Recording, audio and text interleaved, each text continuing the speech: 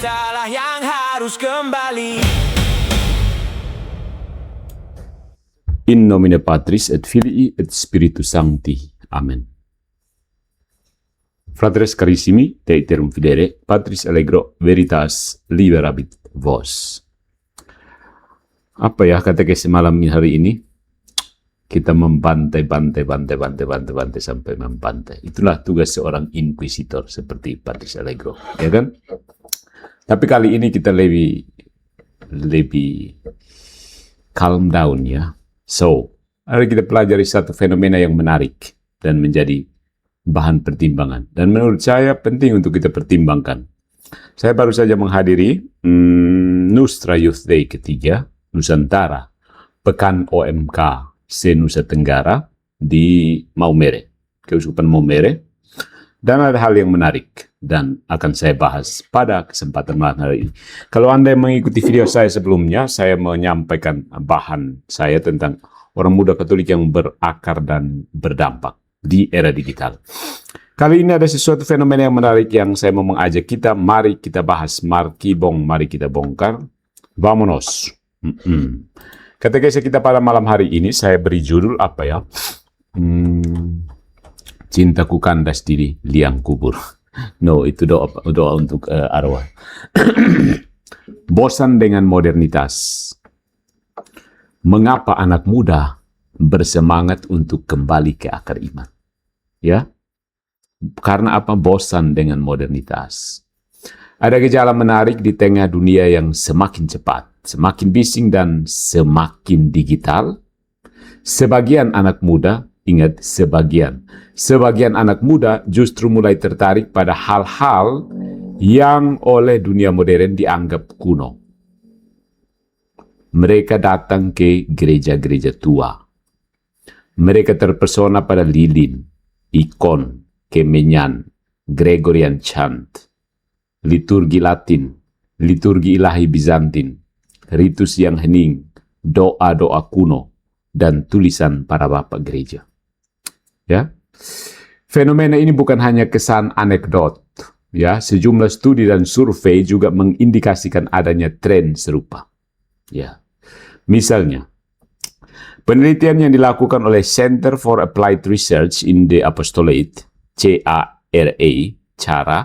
pada tahun 2020, kayaknya ketika dimulai COVID ya, menunjukkan bahwa terdapat peningkatan minat generasi muda terhadap praktik liturgis tradisional di gereja Katolik Amerika Serikat. Ingat, ini Amerika, bukan Konoha. Sementara itu, survei dari PEW Research Center menemukan kenaikan kehadiran anak muda di gereja-gereja dengan liturgi dan ritus kuno di beberapa negara barat. Ya, di Indonesia sendiri, beberapa pengamatan akademik dan laporan media juga menyoroti geliat komunitas anak muda yang mengeksplorasi kekayaan tradisi gereja. Mulai dari Misa Tridentina sampai kelompok studi tulisan para bapak gereja. Here comes the SSPX. Oke? Ini tampak seperti paradoks. Generasi yang lahir bersama internet, Gen Z, tumbuh bersama media sosial, dan bernapas dalam budaya instan, justru mulai menoleh ke tradisi gereja yang berusia berapa puluh tahun? Ribuan tahun. Ya. Mereka yang hidup dalam algoritma justru mencari liturgi. Mereka yang terbiasa dengan layar, screen, justru tertarik pada ikon. Mereka yang dibombardir suara dunia justru rindu pada keheningan. Pertanyaannya sederhana. Siapa atau apa ya? Kalau pertanyaan Yesus kepada para prajurit itu, siapa yang kamu cari? Pertanyaan kita sekarang, apa yang saudara cari? Apa sebenarnya yang dicari orang muda ini? Apa? Oke, ini beberapa poin hasil riset. Yang pertama, ada kelelahan modernitas. Kelelahan modernitas. Fatigue of modernity. Modernitas ini, coba cek apa itu modernitas ya. Saya tidak perlu menjelaskan lebih lanjut. Modernitas itu menjanjikan kebebasan, kecepatan, pilihan tanpa batas, dan kemudahan. Tetapi di balik janji itu, manusia modern sering mengalami kekosongan. Ya. Dia punya banyak koneksi, tetapi sedikit persekutuan. Dia punya banyak informasi, tetapi sedikit kebijaksanaan. Dia punya banyak hiburan, tetapi sedikit makna. Ya. Nah, seorang pemikir, filsuf Zygmunt Bauman, menyebut zaman ini sebagai liquid modernity. Liquid modernity, modernitas cair. Ya. Dalam pandangan Bauman, masyarakat ini tidak lagi punya struktur yang tetap, strukturnya cair. Ya. Semua hal kini mudah berubah, mudah diganti, mudah ditinggalkan. Nilai-nilai, relasi, bahkan identitas tidak lagi kokoh dan stabil, tetapi seperti cairan yang bisa menyesuaikan bentuk sesuai wadahnya. Itu yang digagas oleh Bauman. Ya. Nah, dalam dunia seperti ini, manusia kehilangan pijakan yang pasti. Relasi menjadi cair, identitas menjadi cair, moralitas menjadi cair. Bahkan iman pun sering diperlakukan seperti produk pasar. Pilih kalau cocok, tinggalkan kalau sonde nyaman. Ya. Dan konsep modernitas cair ini, liquid modernity, ya, sangat relevan dengan praktik beragama di zaman sekarang. Ya. Ketika segala hal, ya, termasuk kepercayaan dan komitmen religius, sering dinilai dari segi fungsinya. Untuk kepuasan pribadi atau relevansi sesaat. Bukan dari keteguhan dan kedalamannya. Ya. Nah, disinilah anak muda mulai lelah, mengalami fatigue. Mereka bosan dengan dunia yang selalu menuntut performa. Ya. Di media sosial orang harus tampil. Di pekerjaan orang harus produktif. Di komunitas orang harus relevan. Bahkan dalam ibadah tertentu, kadang manusia masih dipaksa menjadi penonton konser rohani. Lampu, panggung, suara keras, emosi cepat naik. Tapi setelah itu, batin tetap kosong. Kayak KKR di lapangan Polda NTT itu. Polda Kupang maksudnya. Polda NTT. Tidak ada Polda Kupang ya, Polda NTT. Begitu. Nah, masalahnya bukan musik modern. Masalahnya adalah ketika ibadah berubah menjadi hiburan religius. Tuhan tidak lagi disembah sebagai Yang Maha Kudus, tetapi diperlakukan seperti penyedia pengalaman emosional. I love you, Lord. Kemudian diterjemahkan dalam bahasa Portugis. Te amo, Deus. Gereja berubah dari ruang sakral menjadi panggung motivasi. Liturgi berubah dari penyembahan menjadi produksi suasana. Lampu warna-warni, musik jereng-jereng, lalu asap dari apa itu? Kayak konser-konser yang asap warna-warni. Anak muda yang jujur akan bertanya, apakah iman hanya begini? Apakah Tuhan hanya hadir kalau musiknya menyentuh? Apakah doa hanya sah kalau perasaanku sedang hangat? Apakah ibadah harus selalu dibuat menarik agar manusia tidak bosan? Ya kan? Dan di titik ini, tradisi kuno mulai berbicara dengan cara yang sunyi tetapi tajam. Acute, ya, but in silencio. Ya. Jadi itu. Liquid modernity, ya. Kalau omong cair ini Protestan telinga berdiri, karena mereka suka dengan yang cairan-cairan itu. Denom-denom itu cair sekali loh. Hari ini bisa denom A, besok mencair ke denom B. Yang kedua, daya tarik yang sakral. Ya.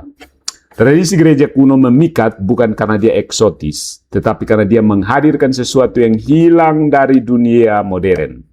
Rasa sakral. Ya. Rudolf Otto, kenal nggak? Kenal Kosonde? Kenal enggak. Seorang filsuf dan teolog Jerman terkemuka dalam kajian agama, ya, menyebut pengalaman religius sebagai perjumpaan dengan mysterium tremendum et fascinans. Tremendum et fascinans.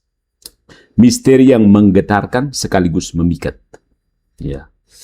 Dan konsep Otto ini berpengaruh besar dalam studi agama abad ke-20 karena menegaskan aspek rasa kagum, sense of wonder, hormat, dan gentar sebagai inti pengalaman iman. Orang Dawan itu punya istilah yang bagus ya tentang gentar terhadap ya yang maha misteri. Talilit niskan moa. Orang Dawan bisa terjemahkan. Talilit niskan moa. Ya. Ya. Nah, Rudolf Otto, ya. Dia menegaskan hal-hal ini, menegaskan aspek rasa kagum, rasa hormat, dan gentar sebagai inti pengalaman iman. Ini sesuatu yang melampaui penjelasan psikologis biasa. Ya. Nah, dalam diskursus studi agama, Rudolf Otto ini sering dipuji karena menekankan dimensi yang kudus sebagai realitas yang melampaui rasio, nalar. Tapi juga dikritik oleh sebagian akademisi karena dianggap terlalu subjektif atau mengabaikan konteks sosial dan budaya pengalaman religius. Ya. Yang dia dianggap ini terlalu subjektif ya, terlalu berpusat pada diri. Ya. Dan tidak peduli atau mengabaikan, bukan tidak peduli ya, mengabaikan konteks sosial dan budaya pengalaman religi itu sendiri. Tetapi walaupun begitu, kendati demikian, pemikiran Otto ini tetap penting untuk memahami daya tarik tradisi dan liturgi kuno yang menghadirkan sakralitas dan misteri di tengah dunia yang semakin sekuler ya. Tuhan bukan sekedar sahabat psikologis yang membuat kita merasa nyaman. Dia bukan sekedar evesti yang bikin nyaman. Ya. Dia adalah yang kudus, the sacred, yang melampaui, beyond, transcendence, yang tidak terukur.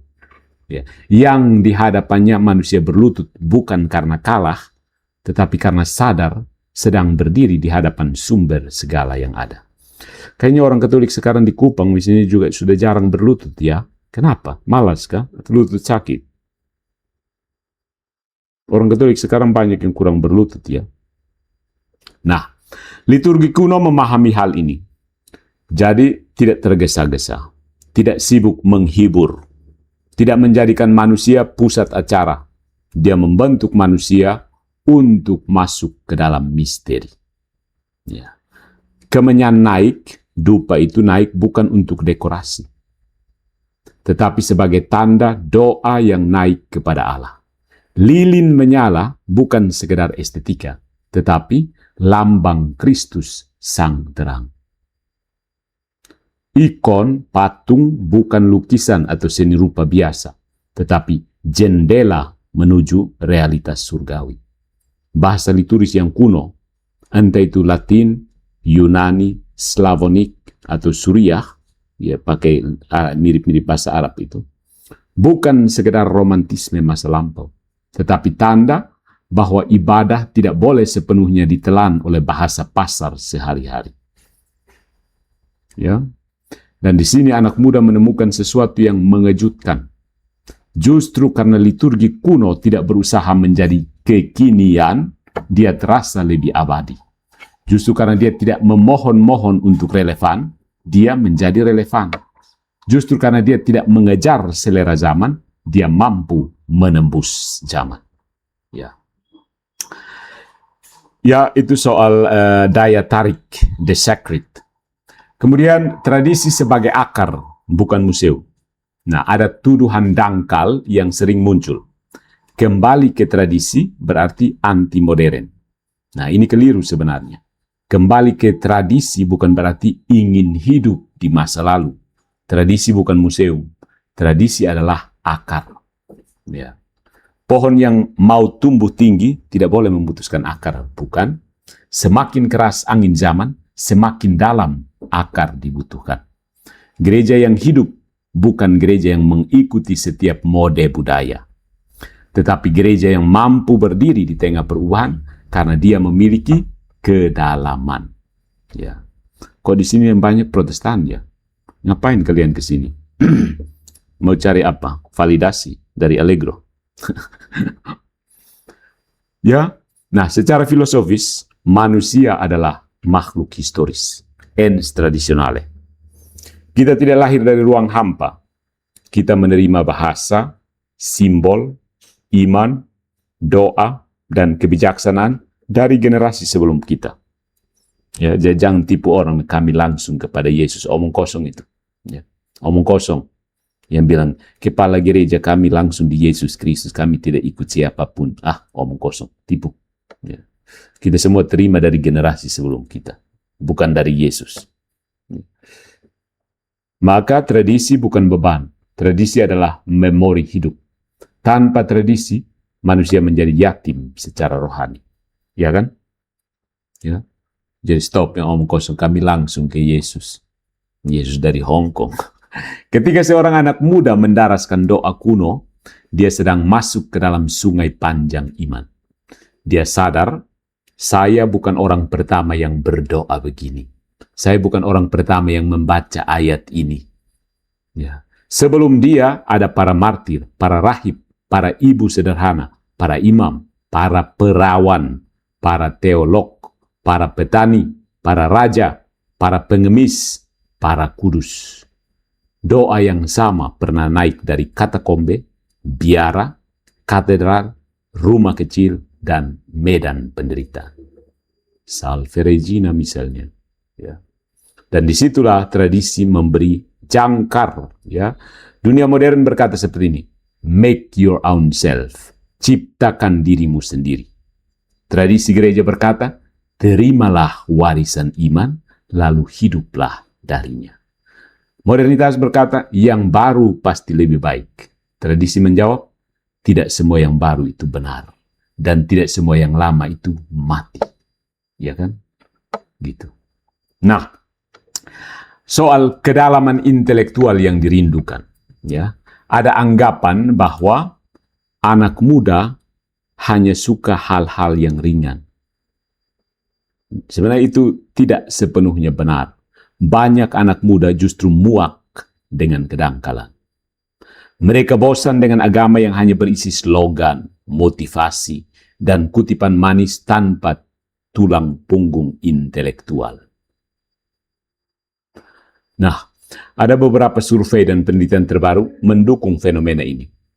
Misalnya survei oleh Barna Group pada tahun 2022 itu menemukan bahwa lebih dari 60% anak muda Kristen di Amerika Serikat menyatakan kerinduan pada perenungan teologis yang mendalam dan diskusi rohani yang serius, bukan sekedar aktivitas keagamaan ringan atau hiburan. Ya. Penelitian yang dilakukan Pusat Pengkajian Agama dan Masyarakat UGM, Universitas Gadjah Mada Yogyakarta pada tahun 2021, juga mengamati adanya peningkatan minat mahasiswa terhadap diskursus iman, sejarah gereja, dan tulisan-tulisan klasik. Data seperti ini memperkuat kesan bahwa ketertarikan pada kedalaman intelektual bukan hanya anekdot, tetapi realitas yang mulai tumbuh di antara kaum muda. Di sini kekayaan gereja kuno menjadi sangat-sangat menarik. Para bapak gereja tidak menawarkan iman yang manja. Mereka bergulat dengan kitab suci, filsafat, budaya, bidat, penderitaan, dan misteri Allah Tritunggal sendiri. Santo Agustinus membedah kedalaman hati manusia. Santo Athanasius mempertahankan keilahian Kristus. Santo Basilius dan Gregorius dari Nazianzus berbicara tentang Tritunggal dengan kehalusan metafisik yang luar biasa. Santo Thomas Aquinas menunjukkan bahwa iman dan akal bukan musuh, tetapi dua sayap menuju kebenaran. Nah, anak muda yang serius tidak puas dengan kalimat, pokoknya percaya sah. Mereka ingin tahu kenapa, mengapa. Mereka ingin melihat struktur argumen, Mereka ingin iman yang tidak takut pada filsafat, sains, sejarah, dan kritik. Ya kan? Mereka ingin punya alasan. Kenapa saya harus beriman? Kenapa saya harus jadi Protestan dan bukan Katolik misalnya? Begitu. Atau sebaliknya. Tradisi Katolik dan Ortodoks menawarkan hal itu. Iman yang bukan hasil improvisasi abad kemarin, melainkan hasil pergulatan panjang gereja selama berabad-abad. Iman yang diuji oleh darah para martir, diasah oleh konsili, didoakan dalam liturgi, dan dirumuskan dalam teologi. Kuno, iya. Tetapi kuno seperti mata air, bukan seperti genangan. Padel. Ya, bahasa Inggris ada padel. Ini fontes. Apa istilah? Stream bukan. Mata air bahasa Inggrisnya apa? Stream, no. Nah, stream dan padel. Ya, padel itu genangan. Ya. Kemudian ini, pilihannya hanya dua. Kalau memang kamu serius. Katolik dan Ortodoks. Lain-lain sana ada. Kristen yang lain itu Kristen buatan. Kristen artifisial. Dibuat pada abad-abad modern. Ya kan? Kristen buatan modern sebenarnya. Selain Katolik dan Ortodoks, itu Kristen artifisial. Dua nafas kuno yang memikat. Catholic and Orthodox. Nah, dalam konteks ini, tidak heran kalau banyak anak muda tertarik pada Katolik dan Ortodoks. Keduanya membawa aroma kekunoan apostolik yang kuat. Katolik dengan ritus Romawi, kekayaan sakramental, devosi, teologi skolastik, seni barat, dan universalitasnya. Ortodoks dengan divine liturgy, liturgi ilahi, ikonografi, mistisisme timur, doa Yesus, dan spiritualitas hesikastik. Ya, tapi sebenarnya Ortodoks ini ada juga dalam katrom, GKR, ya, dalam istilah Protestan mereka. Gereja-gereja Katolik Timur kan punya tradisi seperti ini. Divine liturgy, ikonografi, mistisisme timur, doa Yesus, dan spiritualitas hesikastik. Ada di Katolik Bizantin. Keduanya mengingatkan dunia modern bahwa kekristenan bukan produk motivasi mingguan. Kekristenan bukan sekedar komunitas sosial dengan musik religius. Kekristenan adalah tubuh historis, liturgis, sakramental, dan rasuli, apostolik. Ya. Tentu saja, Katolik dan Ortodoks tidak identik. Ada perbedaan serius, terutama soal primat Petrus dan otoritas Paus, di mana gereja Katolik mengakui uskup Roma sebagai pemimpin tertinggi universal, sementara Ortodoks, skismatik Bizantin itu, menolak supremasi Paus dan mempraktekkan model kepemimpinan kolegial antara para patriark. Akhirnya, ya ujung-ujungnya baku naik juga kayak Protestan. Ya kan? Selain itu, dalam soal perkembangan dogma, Katolik menerima adanya ajaran yang berkembang melalui magisterium yang secara resmi. Sedangkan Ortodoks lebih menekankan kontinuitas tradisi tanpa penambahan dogma baru. Jadi mereka itu stuck di milenium kedua, ya, jadi fosil. Liturgi keduanya pun punya pola bahasa dan simbol yang berbeda, misalnya dalam bentuk ritus, musik, dan perayaan sakramen. Struktur kesatuan gereja berbeda. Katolik punya hierarki terpusat, sementara Ortodoks mengelola gereja autokefalus yang saling independen. Ya, kayak denom-denom Protestan juga lah. Tapi tetap bersatu dalam iman, sedikit beda dengan Protestan dan denomnya. Tapi dalam satu hal, keduanya menjadi teguran bagi kekristenan modern yang terlalu cair. Iman tidak dapat diputus dari liturgi, sejarah, sakramen, dan tradisi. Iman artifisial itu namanya. Iman hasil baca-baca bukunya Katolik. Anak muda menangkap ini. Mereka mungkin belum memahami seluruh dogma, ya, karena dalam perkembangan. Tetapi mereka merasakan sesuatu. Di sini ada kedalaman. Di sini ada akar. Di sini ada keheningan yang tidak palsu. Dan di sini Tuhan tidak sedang dipasarkan. Di sini manusia tidak sedang dihibur, tetapi dibentuk, diformasi. Ya. Mari kita berikan kritik terhadap ibadah yang terlalu antroposentris. Banyak ibadah Protestan modern itu terlalu berpusat pada manusia. Antroposentris. Salah satu krisis besar ibadah modern adalah antroposentrisme.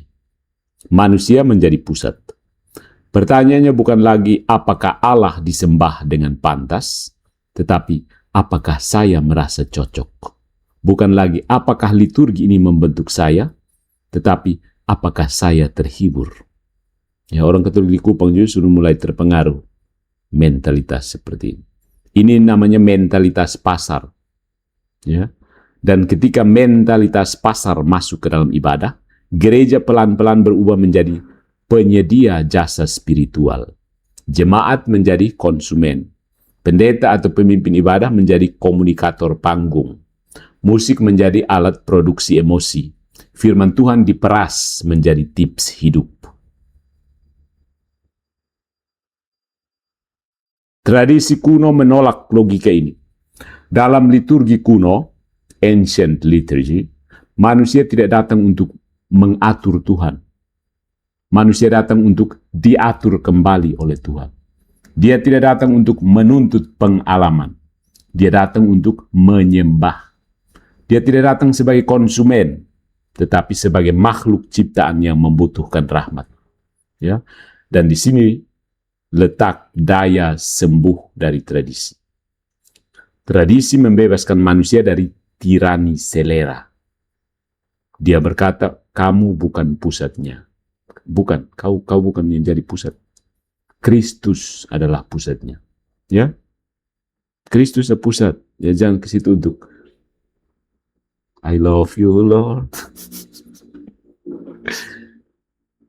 Ya, jadi bukan kamu pusatnya, Kristus pusatnya. Inilah pernyataan yang revolusioner di zaman narsisisme digital. Jadi kembali ke tradisi, bukan pelarian. Ya, perlu dikatakan dengan jujur, tidak semua ketertarikan pada tradisi itu sehat. Ada juga orang yang tertarik pada liturgi kuno hanya karena estetika. Ada yang menyukai tradisi karena ingin merasa lebih elit. Fenomena ini pernah disorot dalam studi oleh Andrew McGowan tahun 2018. Dia mengamati bahwa sebagian kaum muda di gereja Anglikan mencari ritual kuno sebagai ekspresi identitas sosial atau bahkan eksklusivitas, bukan karena kerinduan spiritual yang mendalam. Sementara itu, ada satu esai kritis dari Peter Leithart, First Thing, tahun 2021. Itu disebutkan juga kecenderungan liturgical aestheticism. Bahasa Inggris saya parah ya. Liturgical aestheticism. Estetisme liturgis. Estetisisme liturgis. Yaitu apa maksudnya? Ketika simbol bahasa Latin, ikon atau ritus kuno, patung-patung berhala menurut Protestan itu dijadikan sekedar atribut budaya atau gaya hidup, ya, menggantikan pertobatan sejati. Nah, kasus yang seperti ini juga ditemukan dalam penelitian Pusat Pengkajian Agama dan Masyarakat UGM tentang liturgi di komunitas perkotaan, di mana sebagian peserta mengaku tertarik pada bentuk luar tradisi tanpa perlu mengalami transformasi batin. Ada yang mencintai bentuk luar, tetapi tidak mau taat. Tidak mau rendah hati, tidak mau dibentuk oleh gereja. Gitu. Maka jadilah, here comes SSPX. Ini bahaya nyata, karena tradisi bukan kostum. Tradisi bukan dekorasi spiritual. Tradisi bukan tempat tersembunyi dari dunia. Tradisi adalah disiplin rohani. Dia menuntut pertobatan, ketaatan, kesabaran, dan kerendahan hati. Semua yang sulit dicari di... pokoknya kau tahu lah. Sulit. Kembali ke tradisi tidak berarti memuja masa lampau, tentu saja. Orang Katolik tidak menyembah nostalgia. Gereja tidak hidup dari romantisisme, tetapi dari Kristus yang sama, kemarin, hari ini, dan selama-lamanya. Tradisi sejati selalu hidup karena Roh Kudus bekerja di dalam gereja. Dia menjaga kontinuitas tanpa membekukan kehidupan. Dan dia membuka masa depan tanpa mengkhianati warisan iman. Nah, apa yang dicari anak muda sebenarnya? Pada akhirnya, orang muda yang kembali ke tradisi sebenarnya sedang mencari beberapa hal mendasar. Mari kita lihat. Mencari keheningan di tengah kebisingan. Mereka mencari misteri di tengah dunia yang terlalu menjelaskan segalanya, tetapi gagal memberi makna. Mereka mencari tubuh historis di tengah identitas yang cair. Mereka mencari liturgi yang tidak bergantung pada mood. Mereka mencari iman yang lebih tua daripada krisis mereka sendiri. Mereka mencari rumah, home sweet home, and Rome sweet home. Dan gereja, kalau setia pada dirinya sendiri, memang adalah rumah itu. Bukan rumah yang selalu nyaman, tetapi rumah yang benar. Bukan rumah yang mengikuti semua selera anak-anaknya, tetapi rumah yang memberi makanan sejati. Bukan rumah yang sibuk mengecat dinding agar tampak modern, sementara fondasinya retak. Tetapi rumah yang berdiri karena dibangun di atas para rasul, para martir, para kudus, dan terutama Kristus sendiri. Solus Kristus.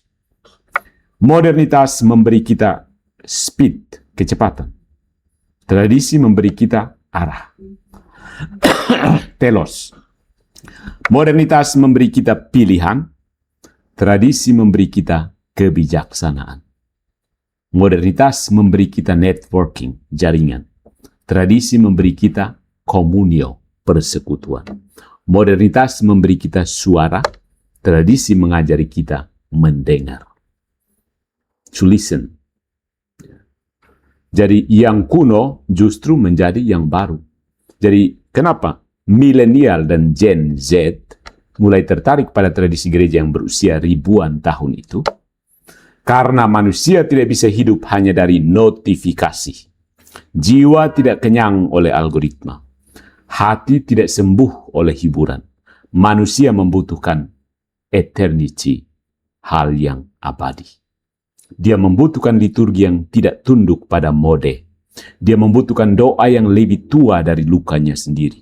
Dia membutuhkan gereja yang bukan sekedar komunitas kreatif, tetapi ibu yang melahirkan, mendidik, menegur, dan mengantar anak-anaknya kepada Allah. Bukan kepada kitab suci. Salah kalau diantar menuju kitab suci.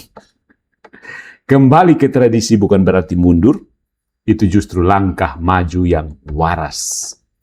Karena masa depan gereja tidak akan lahir dari amputasi terhadap masa lalu, tetapi dari kesetiaan kreatif pada akar yang sama.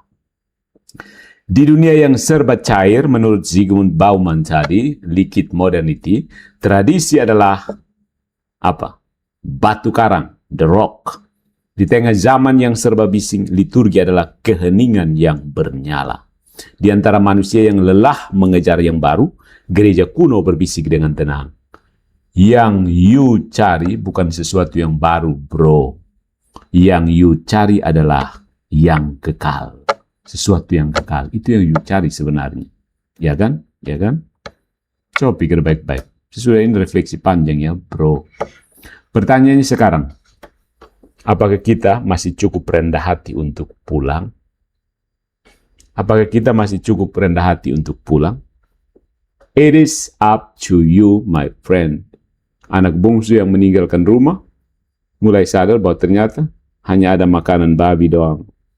Makan makanan babi atau pulang supaya makan tubuh dan darah Kristus di dalam gereja Katolik, Apostolik, dan berpusat di Roma. Tentu saja, God bless you all. Deus vult.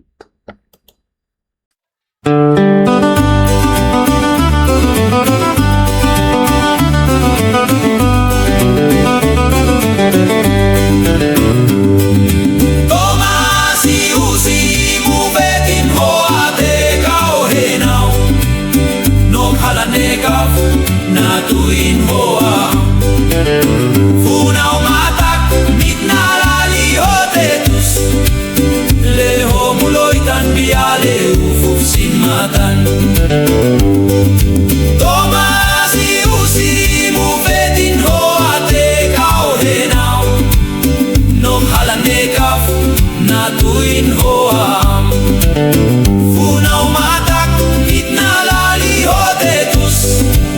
Leho muloitan biale ufuf sin matan Pinalehen tana le ufuf bian Mamfania pinat neo hoto Israel